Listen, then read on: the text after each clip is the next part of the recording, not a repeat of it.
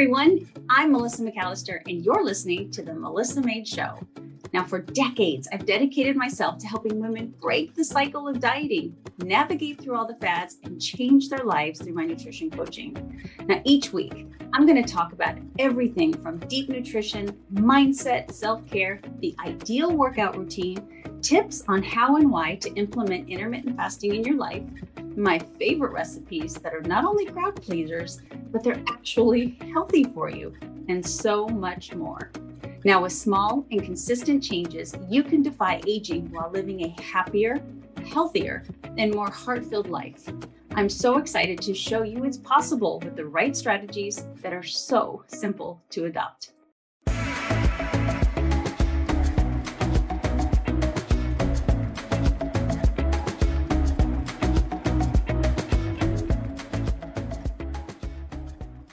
Hello, everybody, and welcome to the Melissa M.A.D.E Show. And today I wanted to talk to you about metabolism. We all want that skyrocketed metabolism, don't we? I bet you know somebody, you're thinking of somebody right now that just has like the gold standard of metabolism. So when I was young, I grew up, I had three best friends, Sherry, Janelle, and Heather. And Janelle was she was under 100 pounds, super skinny, but yet she still developed good sized breasts. It was so unfair as a teenager. But no matter what she ate, and I swear she ate the same that we did, but whatever she ate, you know, she was always just really tiny. We all know that person. And, although there are different varying views when it comes to metabolism, some people say it's not really that people have a better metabolism. It's just the things that they do that increase that metabolism. And then there's other people that believe that there are, you know, some people that are just born gifted with a faster metabolism. So regardless, you have your metabolism. I have my metabolism, and I think mine is pretty healthy. I think I do eat a fair amount of food, but you know, if I overdo it, I definitely put on weight. And I'm, you know, being a woman in my 40s, when it comes to weight loss, it's not the easiest thing in the world. And so besides the obvious, all the things that we know we need to do, eat healthy, watch our stress, sleep well, stay hydrated, all that stuff, there are little tiny tweaks that you can do to help at least what studies show that help, you know, just increase that metabolism, even just the littlest, tiniest bit.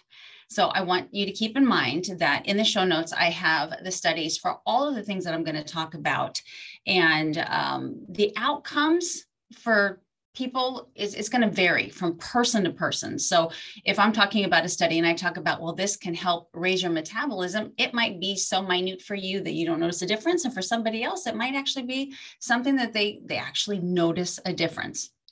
But I do want to preface this by saying, you know me, and the most important thing that I can encourage you to do is to exercise and eat well, and all of the things that I tell you to do, and to hope that these few things that I share with you could take the place of, you know, some sweat and some vegetables and some healthy fats and proteins and, 8 hours of sleep. It's not going to happen.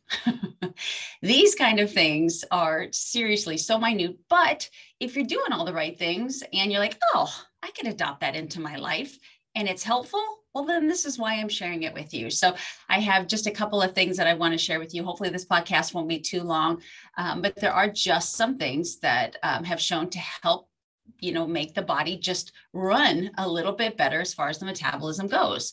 And the first one that I want to talk about is called glucoraphanin. Glucoraphanin, and it's actually a chemical that is found in substances like broccoli. And all it has been shown is to help kind of retune your metabolism by allowing the body just to work more efficiently. So if you're already eating your Brussels sprouts, especially there's a brand or a kind of broccoli called Beneforte that is supposed to be the most beneficial to your metabolism. So if you don't like broccoli, or you're like, I could give or take it, maybe you add it to your diet, because studies have shown that can actually help increase the metabolism. by eating it. And another fun fact, which I've shared on my social media oftentimes, and maybe you've never seen it, is that if things like those cruciferous vegetables give you gas, it has been shown that if you steam those cruciferous vegetables instead of, boil them or roast them, that it helps to break down the compounds a little bit better and allows you to get less gas and bloat from them. And you can also take a digestive enzyme, like, something as simple as Beano, if you want to help with the gas and the bloating that happens sometimes with cruciferous vegetables. Now that it will happen to me, but only if I have large amounts. And sometimes I sit down and I will eat a huge bowl of broccoli. I don't know, I just do. And I pay for it later. Well, actually, I should say my husband pays for it later. But when I just eat normal amounts, I'm pretty good. And I do actually steam it because of that. And I do think that that really helps. Okay, so now let's move on to things like spices. Now, I bet there's one spice that you're like, oh, I know one spice that's supposed to help with your metabolism. And you're absolutely right. But let's talk about ginger first. Now, ginger is not only a great anti-inflammatory compound, it's really good for helping the body deal with especially chronic inflammation. So it's a great thing to have in your diet regardless. I love ginger, especially ginger dressing, but it's also been shown very slightly to help with your metabolism. Now, there was a study that I do have in the show notes that talks about if you take like powdered ginger and you mix it with water and you have it with a meal versus just maybe having water or hot water with a meal, that you can actually burn, are you ready? A whole whopping 43 more calories. Hey, maybe over a year that would, especially if you like the taste of ginger, you could just have some, hot ginger tea with your meal or something, and you're going to burn an extra 43 calories, which is kind of cool. I mean, why not if you like it? If you cannot stand the taste of ginger, then this is probably not for you.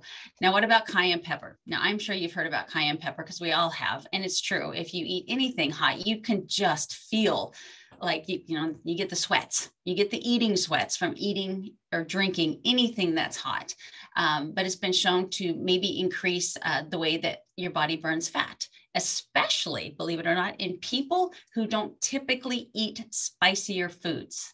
I find that so fascinating. So I think it's obviously something you can get used to, but I have friends that love the hotter something is, the better.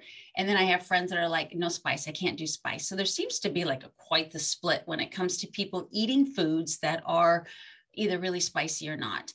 If you don't eat anything spicy and you're looking to burn a little bit more fat, here we're talking again, quite the minute amount. But if you start incorporating some foods that create some heat, then you might see a little boost in your metabolism.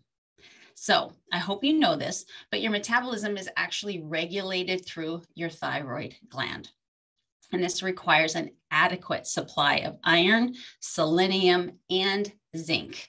Now, studies have shown that if you are low in these, then obviously your thyroid health is going to be compromised, and that's going to slow down your metabolism.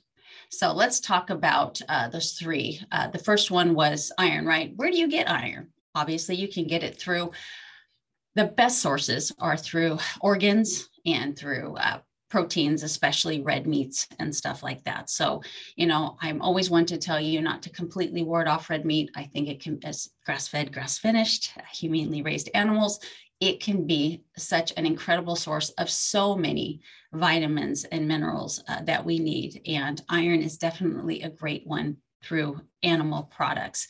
The next one is selenium. Now, selenium, eggs, poultry, and Brazil nuts. Brazil nuts are very high in selenium. And then the last one is zinc, which shellfish, especially oysters, is a great place to find zinc. Meat, again, seeds like flax seeds, and then cashews. Cashews, as far as nuts go, are probably the highest in zinc.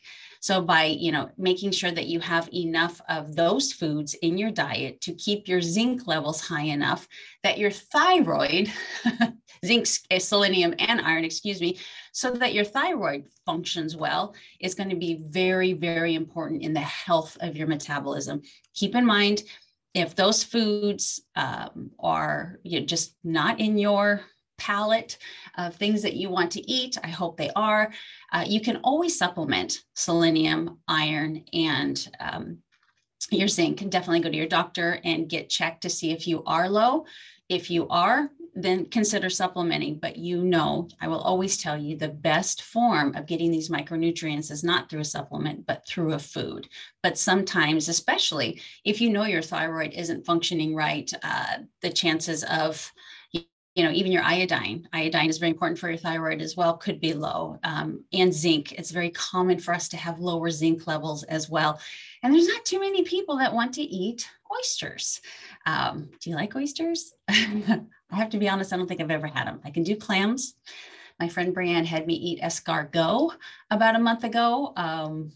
That wasn't too bad, but I really don't want to slurp my food. So oysters for me are not on the list of foods that I look forward to eating.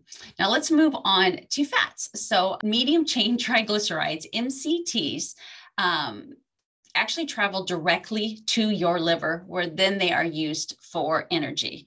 So we also have what are called, your long chain fats. Several studies have shown that much more than the long chain fats, that MCTs, or medium chain triglycerides, that's a tough one, may have the ability to increase the metabolic rate. So it's been very popular, to put MCT oil in your coffee, or if you have a shake. But MCT oil is actually very good for you. And I know in this day and age of a little bit, still it's getting better, but still there being this day and age of a little bit of, fat, of fear of fat. Medium chain triglycerides, my goodness, that are so important to us for brain health, and to consider that you're getting a little metabolism booster as well. And keep in mind that you can cook with MCT oils as well. People think that it's just something that they've got to put a dash in, a tea or a coffee or in a shake or something like that, but you can actually cook with it as well. Side note, I was just reading an article about the importance of not turning any oil up too high and overcooking your food. Obviously that it creates quite the carcinogenic effect of food, which means that, it can increase the chances of it being cancer causing instead of healthy for you. So when we do cook, try not to heat the oil too high or for too long. I was there for a while. I wasn't realizing I was putting my oil in my cast iron and walking away and letting it heat up and then putting the food in. The best thing to do is to let that, the pot or the cast iron or the skillet, anything that you have to cook in, that you allow it to heat up, put the oil in, and then put the food in. And that's supposed to be much better for you than letting the food or the oil just sit there and get really hot. And especially if you see it smoking, that's not good. Okay, so let's go ahead and move on. So we're going to now talk about the catechins that are in and caffeine that you can get in tea and coffee. So specifically, studies have shown that green and oolong teas are reported to increase metabolism by as much as 4 to 5%. And you're like, woohoo, well, that's 4 to 5%. And guess what? If you like tea anyway, drink it. It's so good for you. And you might have a glass a day and think nothing of it. But if you can increase that, you're also going to increase your metabolism by a huge amount. Absolutely not. But by enough to make it worth it? Probably. So not only does green and oolong tea help increase, that body fat burning ability, and that can be up to, so increases the metabolism, they say, for 4 to 5%, but actually burning body fat can go up to 17% for using your stored body fat for energy. But not only that, coffee has been shown to do that about 11%. Which almost makes me want to switch my coffee to tea, almost. But if you know me, I love my coffee. So I really try to do both. I still have my coffee in the morning, but midday, I try to have some tea instead of my coffee for that variety, for, the idea of just a little bit less caffeine. And because green tea and oolong tea have, just different properties than coffee, both good for you, but variety is a spice of life, right? So keep that in mind. You can make iced tea, you can put some lemon in it. Some people put a little tiny bit of honey. You can put a little bit of almond milk in there. Do whatever you want, because it's not going to take away from the nutritional value and the metabolism boosting benefits of it, to make it a way that you really enjoy it, but try not to, obviously make it very calorie dense, because then, that's probably not too good for the metabolism, because then you're having too many calories. That's a whole other show. All right, so let's go ahead and move on to water intake. So what I read is that water has something called, especially cold water. Now, it's funny, I read, should you drink room temperature water? Should you drink cold water? And what I read, which is below, is, having cold water actually can help the body, burn a little bit more calories. It's called water-induced thermogenesis. And outcomes absolutely will vary, but studies support that 16 ounces of cold water can cause an increase in the number of calories burned by 5 to 30% for 60 to 90 minutes after consumption. So when it says 5 to 30%, I'm gearing more toward probably a 5% increase, very, very small, but we need to drink our water, right? So if you can have a nice big glass of ice water, several times throughout the day, and allow your body to use that, because what it has to do, it increases obviously the metabolism, because it needs to warm up the water. So, in another fun fact that I'm just going to throw at you out of the blue. So my daughter taught me this. So, you can't take water through TSA when you're traveling. If you're smart, you bring your own big jug of water, or, a water holder, a thermos of some sort, but it has to be empty when you go through a TSA. Ice is okay. Did you know that? I did not know this. So you could take, a really big, like Yeti thermos, and fill it full of ice before you leave the house. And then, of course, right before you go through TSA, make sure there's no water in it. Drink any melted ice, which there shouldn't be anything, because these things are magnificent when it comes to holding the cold. It should just still be full of ice. And you can go through TSA and it doesn't detect the ice, only the water. And that blows my mind.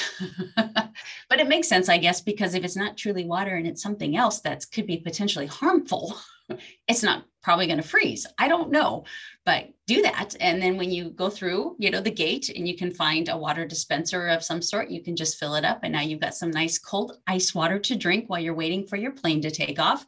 And it's going to raise your metabolism anywhere from 5 to 30% for 60 to 90 minutes afterwards. So keep that in mind. If you like room temperature water, consider, doing ice water. If you like ice water, keep it up. You're doing good. So the next one is obviously voluntary movement. Now, not involuntary movement, because I think I've shared with you in the past, if I haven't, fidgeters. Fidgeters burn a lot more calories than people that don't move. And so that's kind of involuntary. You're sitting there tapping your foot, or you roll a pencil in your finger, or you play with your hair. Just those kind of movements actually help you burn a lot more calories during the day than just sitting extremely still. But we're talking about voluntary movement now, which, requires energy to do that. The higher rate of the activity, the higher your metabolic rate and energy is required. Regular exercise not only helps you to meet your weight management goals, but it also supports overall health, well-being, and immune function. So there's different types of exercise, as we all know, but what is really touted these days, and it doesn't make sense, is high intensity interval training, your HIIT training, and strength training. Now, these types of exercises support favorable metabolism even after the workout is complete, which I'm sure you've heard before is called afterburn. So it's after exercise that the body continues to burn calories. And it does that so much better through a HIIT workout or through strength training. And if you can imagine, that's because, you've got, when you do HIIT, hopefully on that rate of perceived exertion, you've got between 1 and 10, you're up in the 8s, 9s, maybe 10s. So you're really taxing your body, and it's going to take a while for it to get back down to that, that comfortable, steady state of just being. Same with strength training. Your body has so much repairing to do after your strength training session that it continues to use those calories. So I know that's kind of common sense, but you also, the technical term is EPOC, EPOC, gosh, what is that? Post-exercise oxygen consumption. Post-exercise, Miss Acronym Queen here. I should have that memorized, shouldn't I? So, and it's just going to describe the amount of oxygen used after high intensity activity to restore your body to its normal metabolism at rest. So in order for your body to work really hard to get it back to where it doesn't have to work so hard, it has to work hard, which totally makes sense. So the last thing I want to talk to you about before I let you go is how important sleep is. How often do I mention that?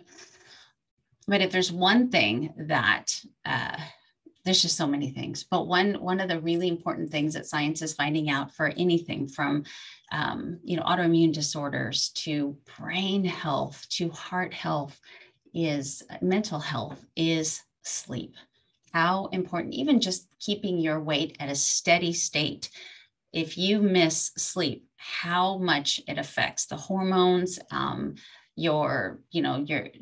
neurotransmitters in your mind, how you want to eat so much more, without sleep.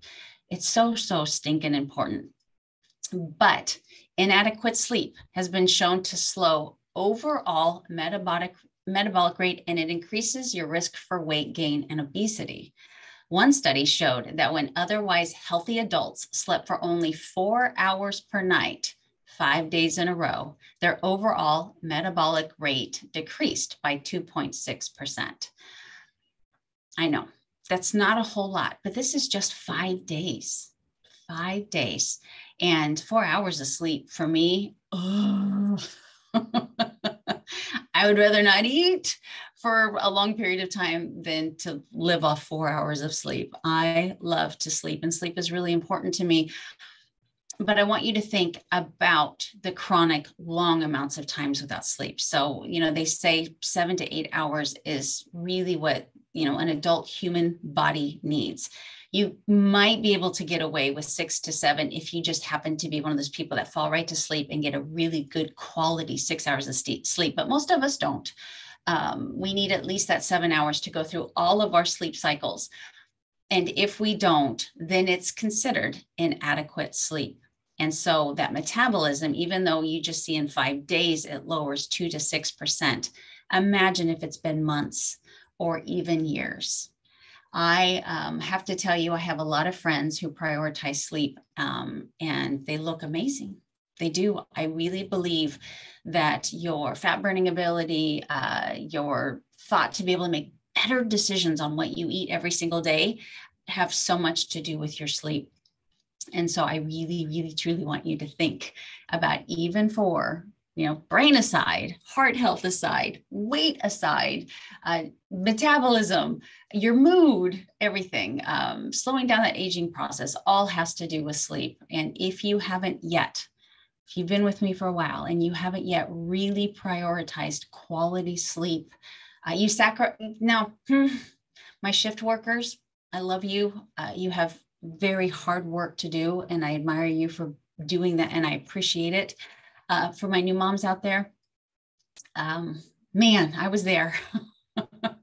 I remember crying at 3 o'clock in the morning because my son Tanner would not go to sleep, and all I wanted to do was go to sleep. I know that there are exceptions, but hopefully those aren't long-term lifestyles. I'm talking about those of you that my husband is terrible at this. We'll start a movie and he has to finish the movie, even if he's tired. If we start a movie at 9 o'clock, I'm asleep by 9:15 and he's up at 11, and then we both get up early, and he's missing that hour and a half of sleep because he has to finish the stinking movie. I can't drill in his head enough. Hopefully you listen to me, because he won't, how important it is that you turn it off. Turn the electronics off and get the sleep, and don't sacrifice sleep for getting up early to, do whatever you need to, even exercise. Sleep is going to be more important than that extra. I would rather you sleep than get up early and shorten that sleep to get exercise in, and go to bed nice and early. It's super important. So these little tiny metabolism hackers are nothing to write home about, I don't think, but I do think that if most of these can be something that you can incorporate into your daily life, you might see your metabolism give itself a little oomph. Eat the broccoli, eat the cruciferous vegetables. Think about incorporating ginger tea into your dinners. It's also going to help aid in digestion. The coffee, of course, yay coffee. Green and oolong tea are so good for you as well. Take care of that thyroid. Think about iodine, zinc, selenium, and iron. Those are so important for helping keep your metabolism healthy through your thyroid. The thyroid needs support with good nutrition. And if you have to, then think about supplementing with that. Think about those MCT oils. If you like to put them in your coffee or your tea, good for you. You can cook with it. Maybe you can find a place to put it in your diet every single day. It's very good for the brain, and it's not very good for the metabolism. It's a little bit good for the metabolism. And then also think of things like Cayenne Pepper, which is really great. I would love to know how many of you like spicy food. I guarantee I should do a poll. Maybe when I'm done with this, I'm going to do a poll. How many of you like spicy food? I guarantee you it's going to be 50-50. I think of all the friends that I have, it's got to be 50-50 of people, whether or not they love that hot and spicy food. But it can absolutely help raise that metabolism, especially if you're not used to having it. Keep that water intake nice and high. Hydration is incredibly important to keep your metabolism running well. You know that hydration is essential for your well-being.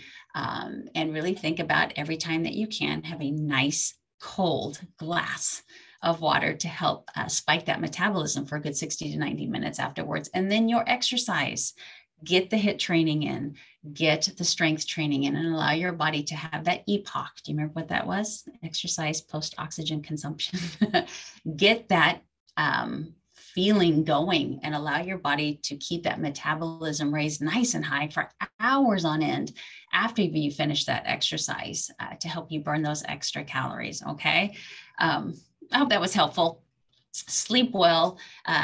Know that I care deeply for you. And anytime that I see something that I'm like, you know what, I think they would find that interesting, I'm going to bring it to your attention. And as always, with my new tagline at the end, M.A.D.E also stands for Make a Difference Every Day. I want you to wake up prepared, and I want you to go to sleep proud. You guys have a great day. Wow, we've reached the end. But before I leave you, I'd love to hear from you. After all, it's not every day that someone reaches out and asks for your opinion. And to me, your opinion does matter. So please share this episode with anyone that you think needs to hear this message. And remember to rate, review, and subscribe wherever you listen to podcasts. My name is Melissa McAllister.